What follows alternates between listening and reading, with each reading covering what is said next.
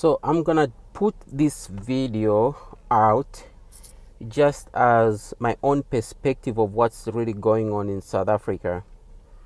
And the issue of South Africa, as far as I'm concerned, is not an isolated issue, it's an African issue, and I'll just spell it out the way it's supposed to be. First, I have to give you a disclaimer. I am not in Africa currently, so therefore any one of you are going to say, but look where you are here in Africa, you should come here and be on the ground, put your boots on the grounds and your hands, your brain here. I am not going to do that. I'm here because it's a choice that I've made currently in my life to be where I am. And if you have the opportunity to leave South Africa or Zambia to go to another country in Africa or anywhere else to make a living and better your life, you should be able to do that. Nobody will stop you. The Chinese are in Africa, Americans, Russians, Asians, Indians. It's called globalization. This is the ability for you to pursue your dreams wherever those dreams and opportunities lie. Some of the opportunities lie in Africa for some people. For some people, it's outside of Africa. So that's my disclaimer. So now let me get to the real issue here. And I'm using South Africa as an example, right? The issue of South Africa for me is Africa's issue, which is lack of leadership for the 21st century. We do have the traditional leadership. And let me define by that. Traditional leadership, as far as I'm concerned, for me, it's the leadership that approaches power with authority. It doesn't have to deliver result. It just has to have the power and the authority to say we are leaders and have a string of titles around those people masquerading as leaders. So in this regard, you will find church leaders, you are going to find political leaders, you're going to find monarchy leaders, chiefs, kings. And this is the reason why if you look at what's going on in Swaziland, Swaziland is a monarchy. The king is the head of the kingdom and also of the modern day government, Mswati.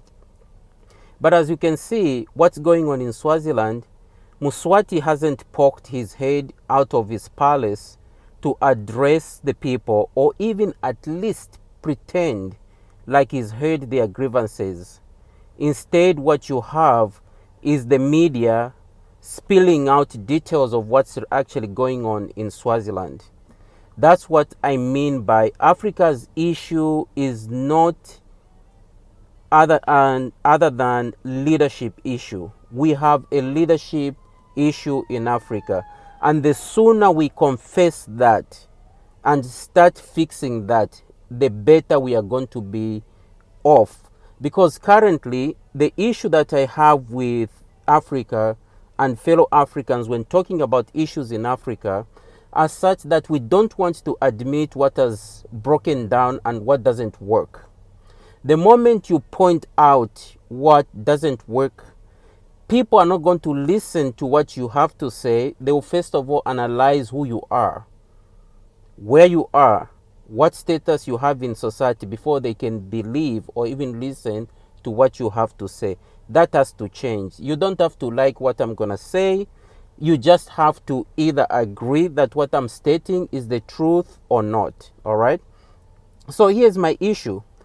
There are two types of leadership currently, concurrently working in Africa as we speak.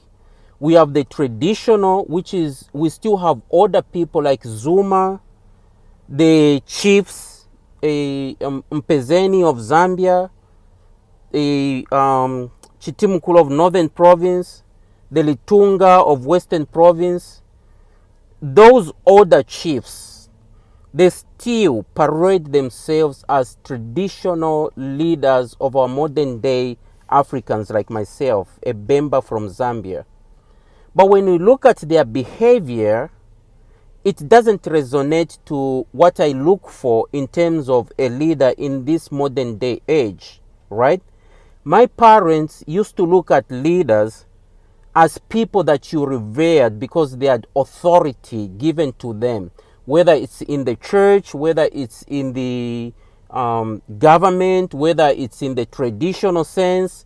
You respected them for the authority that they embodied or that was vested in them. They didn't have to do anything, right? This explains why President Kaunda was a president of Zambia for 27 years. We respected that because he was a leader. And that's what we respected of leaders. They led until they dropped dead. That was the same issue with Mugabe, all right? So now let me give you my generation, our expectations of a leader is not somebody who has authority or have a leadership title. That means nothing, because some of us, we have titles in the corporate jobs that we do. So we have tested that kind of leadership, what it is. A title doesn't make you a leader in this day and age. What makes you a leader in this day and age is if people can trust your ability to transform the organization, the church, the family, the government, the monarchy, and then you have the integrity, meaning that you behave according to the standard that you found when you took over power in a government, in a church, in a monarchy, or in a family. Then you have benevolence. You care and you are kind, and also you are generous about the people that you lead. Those are the qualities that we look for in a modern day leadership. If you impose somebody or a person is elected to be a chief, no, a chief is not elected. You are appointed according to the line of succession. If somebody, let's say in the government, you win the elections, in the church, you are installed as a bishop, as a pope, as a priest, all right?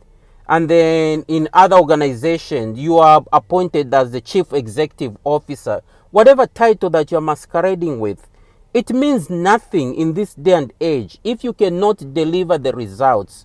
We are a generation that are results driven. We are not a generation that are power driven. People should understand that's the issue we have in Africa. We still have segments of power or authority that we associate with titles and power. That means nothing. In this day and age, we care about results driven. You don't have to have a political title like myself, a religious title, or a monarchy title, but I deliver results in my family, around my friends, at work. That's what we expect. We expect leaders who can deliver results. So now let me, having set this as a background, let's go back to South Africa. You know very well that you can look at South Africa's history from 1948 when apartheid was the law of the land. I get that. The impact it has had on black people, I get that. The wealth transfer from the black communities into the white communities in South Africa, that's something that you have to see. You don't even have to go to the London School of Economics for you to explain that. You see, you go to Soweto, you have poverty. You go to Sandton in Johannesburg suburb, you have wealth staring in your face, all right? You have Jacob Zuma sitting in jail. You have Frederick de Klerk, who was the prime minister when apartheid was at its peak. He was in charge of the government that lodged bullets into the flesh of black people in South Africa. The dogs were biting black people in South Africa. De Klerk is free there and is going to die a natural death. These are the issues that South Africa never resolved, and Nelson Mandela did not even want to touch this. I'm not going to talk about him. He's a dead man because he can't defend his record. But here is the issue that I have about South Africa, and it's the issue of Africa. You knew very well when these people were sending videos, Twitters, and Facebook messages that they were going to riot if you arrested Jacob Zuma. I'm not going to talk about the legalities of what he did not do. That's beyond my scope. I'm just going to talk about the optics and what should have happened when you have a functioning government. All right? We all knew what was happening on the ground based on the information that was coming out, the intelligence that was coming there. You have Ramaphosa. Ramaphosa is the current president of South Africa. He is the head of the armed forces in South Africa. He is the commander in chief. If there is something that is uniquely qualified to do, he cannot commission the vaccine to come from the United States. He has no power to do that. He can speak to it. But as commander in chief, Ramaphosa can dispatch any military wing in South Africa at the sound of his voice to go and restore order in the country. That's something that he is charged to do as commander in chief. So this is what I'm trying to tell you when I say the way we evaluate leaders in my generation, we don't care whether you are the president of Zambia, of South Africa, Zimbabwe, Kenya, whatever it is. We care about your ability to do the job when it's there. And one of the reasons, one of the things that we judge a person to see whether you are a leader or not is your ability to handle crisis. Because none of us, when we are born in this world, we don't know what we will go through. But when this world hands you a crisis, they deals with you, cancer, or you lose a job or anything else, it's your ability to deal with that and bounce back that defines you as a man and as a woman or as a leader. If I lost my job, my children wouldn't care what's really going on. The only thing they would care is that I go out there and I make sure that they have a roof over their head, they have food on the table, and they continue going to school. That's what a man and a woman does. It's your ability to handle the crisis. Ramaphosa has failed just on this one issue alone as commander-in-chief of South African Armed Forces, Police, Intelligence Wing. He knew when these threats were going on there. He could have predicted that there was going to be a crisis in South Africa. We had a xenophobia just a few years ago. Everybody from the United Nations, everybody from the Africa Union, and everybody from SADC, they were speaking to this issue. Ramaphosa was the last person to ever spoke about xenophobia. Now we are in this current environment. People from KwaZulu-Natal, they were issuing threats stating that they were going to go berserk if Zuma was arrested and thrown in jail. Ramaphosa, as the president of South Africa, in coordination also with the Africa Union, also in concert and collaboration with the SADC, they could have come up with a plan. That's what you do as a leader, is to be able to predict where the crisis is going to be and deploy resources there in advance so that you can mitigate the risk and the damage. This man, he's been talking about lockdowns from day one. He's been talking about white people not sending the vaccines to South Africa. But when his own kind were on the ground threatening to destabilize the community in KwaZulu-Natal and the rest of South Africa, this man did not do his important one job that he alone can discharge without appealing to the International Monetary Fund or the World Bank or the AAU or even the SADC. It's within his constitutional right to invoke state of emergency to make sure that the impact, the peace of the country is established all over South Africa. He did not do that. What you have now is people running around, breaking stores, stealing stuff, doing that. It's all over social media. It's all over CNN. It's all over Fox News. It's all over BBC. But yet you have a president of South Africa who himself is a millionaire or a billionaire, made money in South Africa itself. He has the presidential powers and the ability to act as commander-in-chief. He has failed miserably just on that one metric. But yet, no one in the Africa Union, no one in the SADC, nobody in the 53 nations in Africa is calling for the resignation of Ramaphosa for being incompetent and for allowing such damage to happen when you have the military in South Africa. They've been deployed before. I remember, I think during Mandela or even in Mbeki, the South African military, they were in Congo trying to broker a peace between Mobutu and the Kabila. So they are well trained. They have the equipment than most of the African soldiers. But look what's happening in South Africa. That's a shame, all right? That's a shame. And that's the fail of leadership of a man who is a wealthy, successful businessman, but has been given the presidential political instrument power and he has failed to do his job. That's how we need to judge our African leaders. It's not their ability for them to masquerade with titles. That means nothing in my generation. We care about your ability to deliver the results so that you can improve the welfare of everybody. So that's Ramaphosa's failure. That's the failure of Africa to speak up. That's also the failure of SADC to speak up. You notice the trend here. Swaziland is burning. The monarchy in Swaziland is surrounded by so many wives. He has beautiful cars in that small countries. He is able to get out in and out whenever you want. He hasn't spoken to any one of these people or even at least pretend to understand their grievances and promise to do something about it.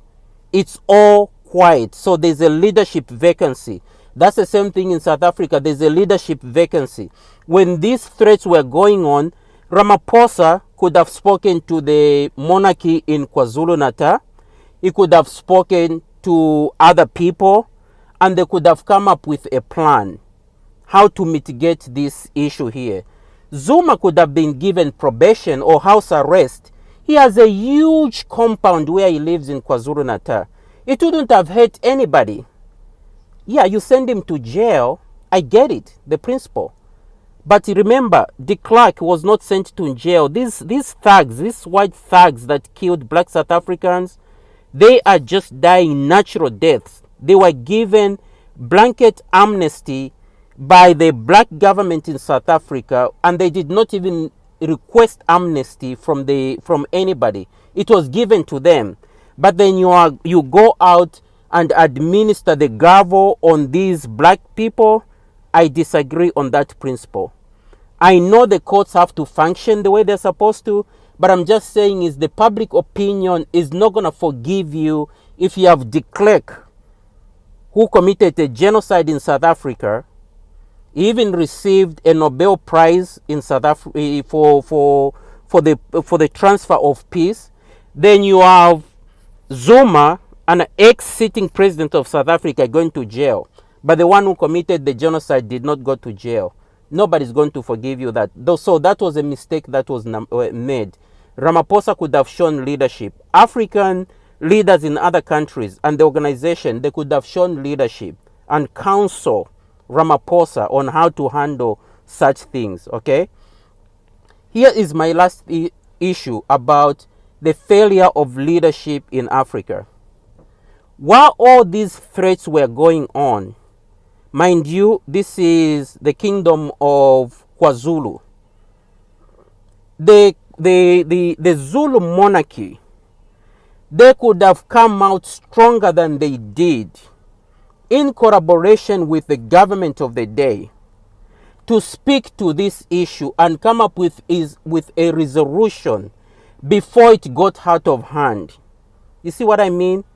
We still have pockets of monarchies, chiefs, villages in Africa. These people are still leaders one way or another. We look up to them as traditional leaders. But the reason why most of us have lost interest or even desire to engage these people is because the Zulu monarchy, they live wealthy lives, better lives than most of the people that they lead. It should be. They have that privilege, right? They are the monarchy. But here's a good example I'll give you. You go to Soweto, there is the biggest mall there. It's called the Maponya Mall. It was built by Mr. Maponya, a civilian in South Africa, and it was commissioned by Nelson Mandela.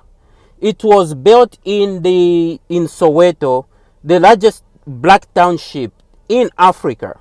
All right. He built something in that community there. The Zulu kingdom, you don't hear, or even other kingdoms in Africa, probably West Africa can say some of them are an exception, right? You don't hear about these villages, these traditional leaders building things within their territory to empower their people.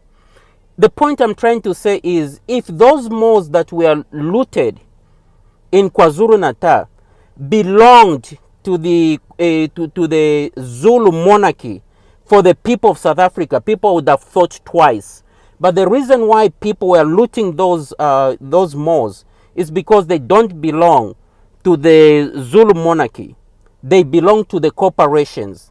So you see, the disconnect here is that you have a kingdom that does not have any corporate power or has done anything for the people to improve their lives. It relies on the modern day corporations to do that. That's where we have a disconnect here in Africa, is that our politics isn't delivering to the people. The religious institutions, the churches, aren't delivering to the people. The monarchies aren't delivering to the people. But yet these people, they want so much titles and powers to themselves. And therefore, black people have figured out they just have to do what they have to do by any means necessary to sustain themselves. And therefore, these social institutions that we used to entrust authority and power into to change our lives have just become museums. These are just not different than if you are studying the prehistory of the dinosaurs.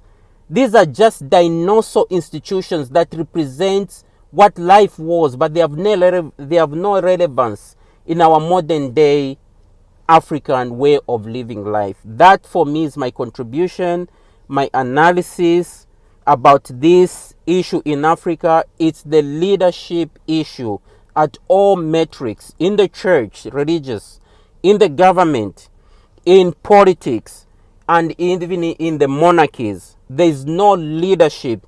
When you have leadership, you got to speak with one voice, and people have to understand we all want the same. Basically, all we want is a good life so that we can provide the best for our children.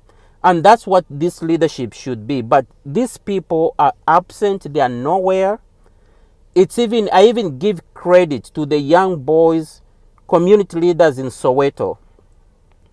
They took matters in their own hands with guns to protect the Maponya Mall, because they understood that mall does not belong to the government, to the monarchy. It belongs to the people, and it serves the people of Soweto, and therefore they went to defend that. The monarchy in Swaziland couldn't even defend anything. That for me is a sad situation we have in Africa. Until we come to that realization that traditional way of leadership, where you are seeking power for title, for authority and respect, that is long gone. My view of leadership, what I look for, is trust, ability to do the work and deliver the results, integrity. You have to behave by the same standards that you set for yourself and for me and everybody else. And you have to be benevolent.